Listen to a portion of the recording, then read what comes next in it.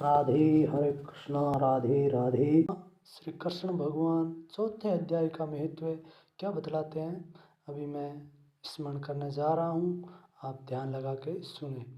श्री भगवान कहते हैं, प्रिय अब मैं चौथे अध्याय का महत्व बतलाने सुनो। भागीरथ के तट पर वाराणसी नाम की एक नगरी पूरी है। वहाँ विश्वनाथ के मंदिर में भरत नाम के एक योगनिष्ठ महात्मा रहते थे, जो प्रतिदिन आत्म चिंतन में तत्पर हो आदरपूर्वक गीता के चौथे अध्याय का पाठ किया करते थे। उसके अभ्यास से उनका अंतःकरण निर्मल हो गया था। वो शीत उष्ण आदि द्वंद्वों से कभी व्यथित नहीं होते थे।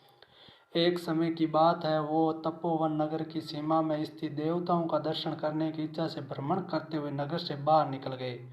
वहाँ बेर के दो वृक्ष थे, उन्हीं की जड़ में वो विश्राम करने लगे। एक वृक्ष की जड़ में उन्होंने अपना मस्तक रखा था और दूसरे वृक्ष के मूल में उनका एक पैर टिका हुआ था। थोड़ी देर बाद जब वह तपस्वी चले गए, तब बेर के वे दोनों वृक्ष 5 ही 6 दिनों के भीतर सूख गए।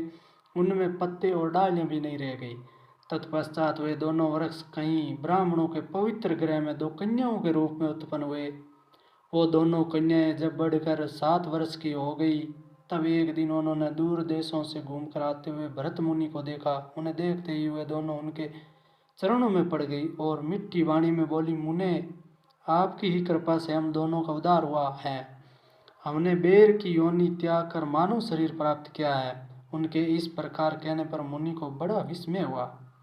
उन्होंने पूछा, पुत्रियों, मैंने कब और किस साधन से तुम्हें मुक्त किया था? साथ ही ये भी बताओ कि तुम्हारे बेर के वृक्ष होने में क्या कारण था, क्योंकि इस विषय में मुझे कुछ भी ज्ञात नहीं है। तब वो कन्याएं पहले उन्हें अपने बेर को जानने का कारण बतलाती हुई बोली, सुमुने, गोदावरी नदी के तट पर चिनपाप नाम का एक उत्तम तीर्थ है, जो मनुष्य को पुण्य प्रदान करने वाला है। वह पावनता की चरम सीमा पर पहुंचा हुआ है। उस तीर्थ में सत्य तपा नामक एक तपस्वी बड़ी कठोर तपस्या कर रहे थे। वे ग्रीष्म ऋतु में प्रज्वलित अग्नियों के बीच में बैठते थे। वर्षा काल में जल की धाराओं से उनके मस्तक के बाल सदा भीगे ही रहते थे तथा जाड़े के समय जल में निवास करने के कारण उनके शरीर में हमेशा रोंगटे खड़े रहते थे।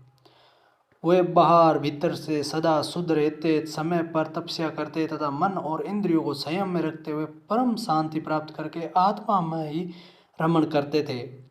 वे अपनी विद्वत्ता के द्वारा जैसा व्याख्यान करते थे, उससे सुनने के लिए साक्षात ब्रह्मा जी भी प्रतिदिन उनके पास उपस्थित होते और प्रश्न करते थे। ब्रह्मा जी के साथ उनका संकोच नहीं रह गया था, अतः उनके आने पर भी वो सदा तपस्या में मगन रहते थे। परमात्मा के ध्यान में निरंतर संलग्न रहने के कारण उनकी तपस्या सदा बढ़ती रहती थी। सत्या तपा को जीवन मुक्त के सम्मान मानकर इंद्र को अपने स्मृतिशाली पद के संबंध में कुछ भय हुआ। तब उन्होंने उनकी तपस्या में सैकड़ों विघ्न डालने आरंभ किए। अप्सराओं के समुदाय से हम दोनों को बुलाकर इंद्र ने इस प्रकार आदेश दिया, तुम दोनों उस तपस्वी की तपस्या में विघ्न डालो जो मुझे इंद्र पद से हटाकर स्वयं स्वर्ग का राज्य भोगना चाहता है। इंद्र का ये आदेश पाकर हम दोनों उनके सामने से चलकर गोदावरी के तट तीर पर जहाँ वे मुनि तपस्या करते थे आई। वहाँ मंद एवं गंभीर स्वर से बजते हुए मृदंग तथा मधुर वेणादादक के साथ हम दोनों ने अन्य अप्सराओं सहित मधुर स्वर में गाना आरंभ किया।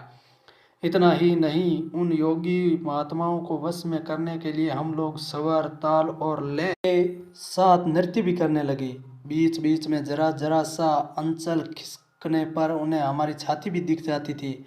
हम दोनों की उन्मत्त गति काम भावना का उद्दीपन करने वाली थी, किंतु उसने उन निर्विकार चित्त वाले महात्मा के मन में क्रोध का संचार कर दिया। तब उन्होंने हाथ से जल छोड़कर हमें क्रोधपूर्वक शाप दिया, अरे तुम दोनों गंगा जी के तट पर बेर के वृक्ष हो जाओ। यह सुनकर हम लोगों ने बड़ी विनय के साथ कहा, महात्मन, हम दोनों पराधीन थी, अतः हमारे द्वारा जो दुष्कर्म बन गया है उसे आप क्षमा करें। यूं कहकर हमने मुनि को प्रसन्न कर लिया। तब उन पवित्र चित्त वाले मुनि ने हमारे शापोद्धार की अवधि निश्चित करते हुए कहा, भरत मुनि के अंत तक ही तुम पर यह शाप लागू होगा। उसके बाद तुम लोगों का मृत्यु लोक में जन्म होगा और पूर्व जन्म की स्मृति बनी रहेगी। मुने, जिस समय हम दोनों बेर वृक्ष के बेर रूप में खड़ी थी, उस समय आपने हमारे समीप आकर गीता के चौथे अध्याय का जप करते हुए हमारा उद्धार किया था। अतः हम आपको प्रणाम करती हैं। आपने केवल पाप से ही नहीं, इस भयानक संसार से भी गीता के चतुर्थ अध्याय के पाठ द्वारा मुक्त कर दिया। श्री भगवान कहते हैं, उन दोनों के इस प्रकार कहने पर मुनि बहुत ही प्रसन्न हुए और उनसे पूजित हो विदा लेकर जैसे आए थे वैसे ही चले गए, तथा वह कन्याएं भी बड़े आदर के साथ प्रतिदिन गीता के चौथे अध्याय का पाठ करने लगी, जिससे उनका उद्धार हो गया। और आप हमारे YouTube चैनल गीता ज्ञान को सब्सक्राइब, लाइक और शेयर जरूर करें।